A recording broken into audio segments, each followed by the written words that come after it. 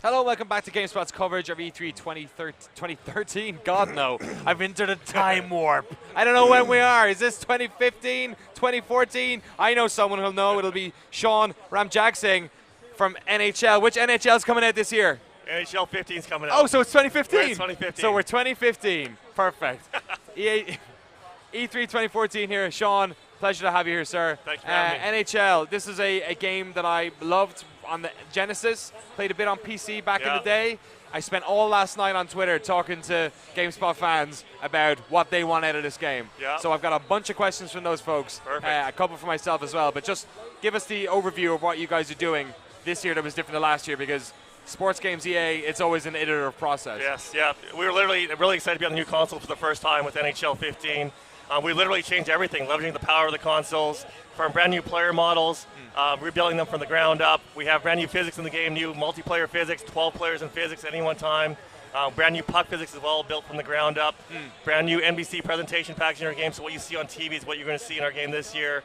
Brand new commentators. Our fans have been asking for new commentators for a long time now. So we have Doc Emmerich, Eddie Olczyk, and Ray Ferrara, and done in a way that's never been seen before in a sports game. And it's about bringing that arena to life as well and replicating what you see on TV and when you go to the hockey rinks. That all that detail within each one of the arenas, and over 9,000 new crowd models as well. So really focus on the atmosphere as well. So that crowd stuff, I think, is that. Do you guys work with other teams in that respect? Because I know FIFA 14 was for next gen when they released that earlier this year. That was one of those games that sort of dipped into that new crowd stuff. Do you guys work with other teams? Yeah, that's one of the real benefits of being part of EA Sports. Is we're able to leverage everything going on around us. With FIFA and Madden and company coming out on the next generation consoles before us, we were able to take all their learning, take all their technology, bring it over to NHL.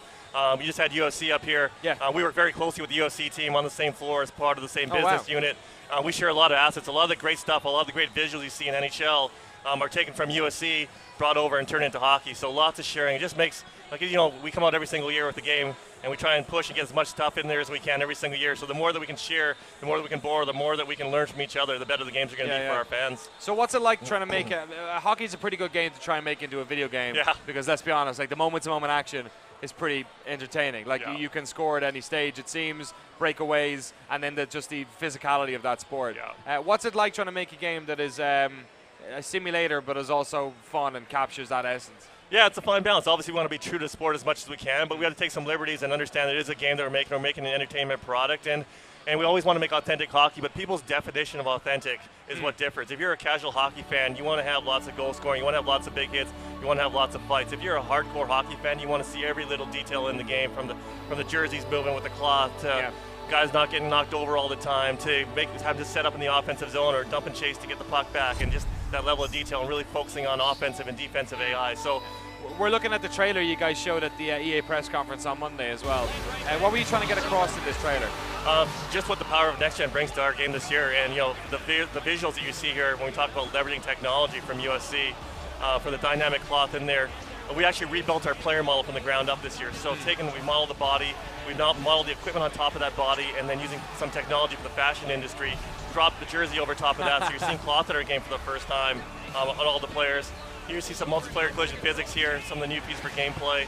Again, in the past, our fans have loved the physics we've had in the game. This year it was about going from 2 players being in physics to all 12 players having the ability to get in physics. You're watching the playoffs right now, and there's scrambles, crazy scrambles, desperation plays going all the time, pile-ups in front of the net, pile-ups in the goal crease, and that's what we want to have in NHL 15 with the physics that we have in the game. Well, the Kings could win the Stanley Cup on Friday, so do you guys have riot physics? Because I think that might be something we see outside the LACC in about 48 hours time. Hopefully the Kings win. I'm a Kings fan, so hopefully the Kings win. Hopefully you don't see the riot piece, though. It always comes up when we talk about these games. Obviously, you guys have the fighting. It's a part of hockey culture, I guess. How much did you guys work with the UFC guys on that sort of stuff? Not too much on the fighting mechanics itself. We invested pretty heavily in NHL 14 in our fighting engine. And the thing about fighting is it's part of the sport.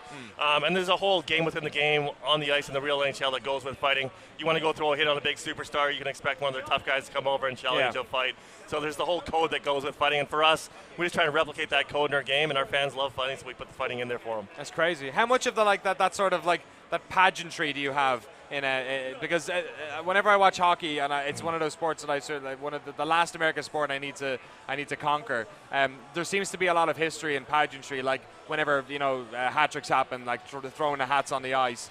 Is it the octopus that gets thrown out as well? Like, how much of that stuff do you put in the game? Where do you draw the line? Because there's so much of that like tradition to pull from. Absolutely, yeah. This year, so we really focus on the details within each one of the arenas this year, rebuilding them from the ground up. If you go to Madison Square Gardens, you're going to see, you know, the secondary characters walking around the glass, that unique geometry they have where the seats don't come all the way down to ice level. Oh, wow. So really replicating each one of the arenas and then focusing on our crowd. We have over 9,000 unique crowd models in our game. So bringing that crowd to life, we have the ability to differentiate the crowd. So if you're a Montreal Canadiens or a Toronto Maple Leafs, where the team travels really well with their fans, and it's 50-50 if you go to a Montreal game in Vancouver, for example, we can have full control of the crowd. Or if you're playing in Calgary, we can have that entire sea of red in there as well. We've got the super fans in the game. We have that away team super fan, that annoying guy that everyone hates. We've got people in the crowd taking selfies, not paying attention, reacting late to the goal being scored. You got the banging on the walls. We have the glass bangers in there. You have a fight break out in the corner. You'll see the glass bangers up and getting into it. So it's really, you know, just bringing out all those little details with the crowd and making that crowd a big part of the atmosphere just to bring that game to life. Awesome. I want to get into a couple of questions that I picked up last night. And if you have any yourself at the moment, at Danny O'Dwyer on Twitter, or if you're in the GameSpot chat, do at Danny O'Dwyer on there as well. Apologies, my surname is hard to spell if you don't know it already.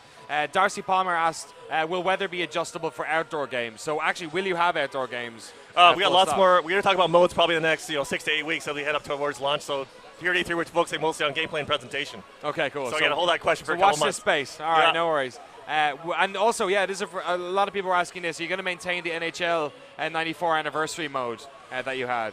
Actually, we talked yesterday about that a little bit. It's going to be in the Xbox 360 and PS3 versions, and then still, of the details of all the modes for the next generation console game is still to come. That came around as well with FIFA last year. There was a bunch of stuff that just never made the cut.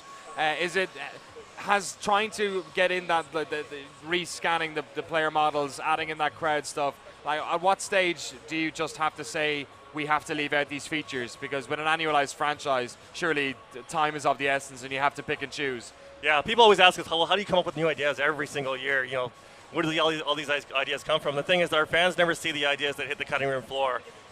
We have limited time, resources. We have a deadline we need to hit every single year. So we need to make some tough choices really early on in the project. And what we do is we go back and we revisit those things that we cut. We say, are they still relevant? Do they still make sense? Do fans still want this based on the feedback we're getting? Listen to the fan feedback as well, see what they're asking for, so we start to build that into our plans.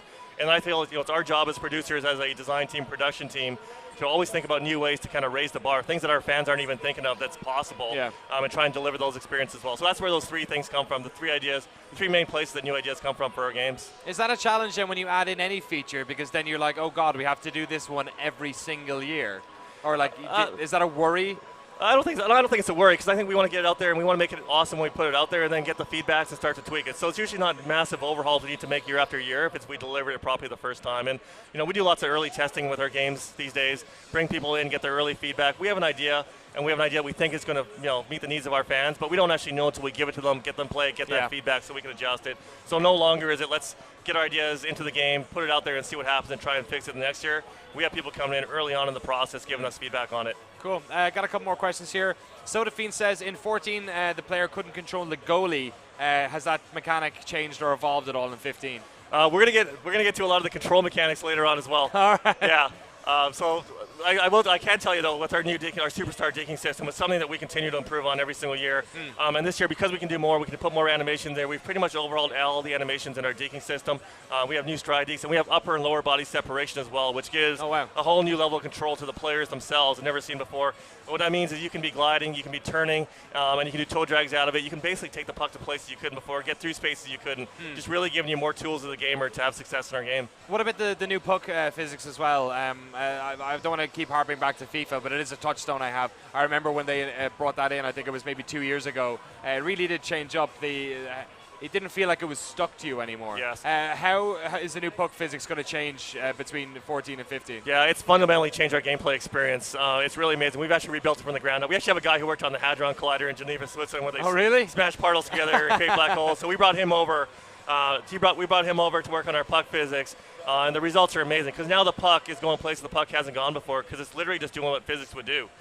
So it's going to hit the goalie. Shots are going through the goalie, squeaking through goalies. It's hitting the goalie, hitting the cloth on the goalie, then hitting that equipment that we model underneath the goalie. And then based on the angle of the puck and the speed it's going, it's squeaking through places it hasn't before. And so the behavior, for fans that play our game every single year, the puck's going to be doing things you've never seen the puck do before. It's really, really amazing, from the puck's rolling and turning on the ice to just amazing goals, amazing bounces. Just everything just looks that much more realistic because of the realistic puck physics. Excellent.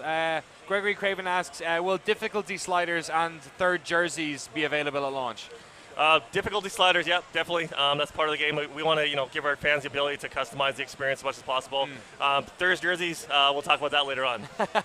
You got to get those high-res scans of all your jerseys as well. Right. Is that going to be a problem then with the arenas? Because I know that was an issue with when the FIFA made the transition to next gen, was that because of the amount of detail that's required for the new arenas, that maybe the past gen version has more versions than the next gen version. Are you guys having that issue as well?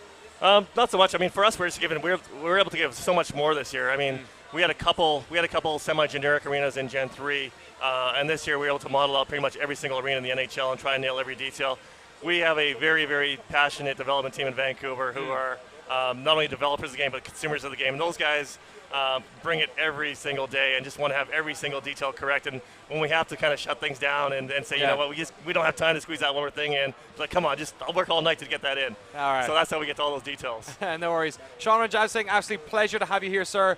For the folks watching at home, NHL 15 for current gen, we can now say, and past gen. When is it out? When can people finally get a hold September of it? 9th. September 9th. All right, sounds like you got a bit more work to do. Absolutely. So you can head on back.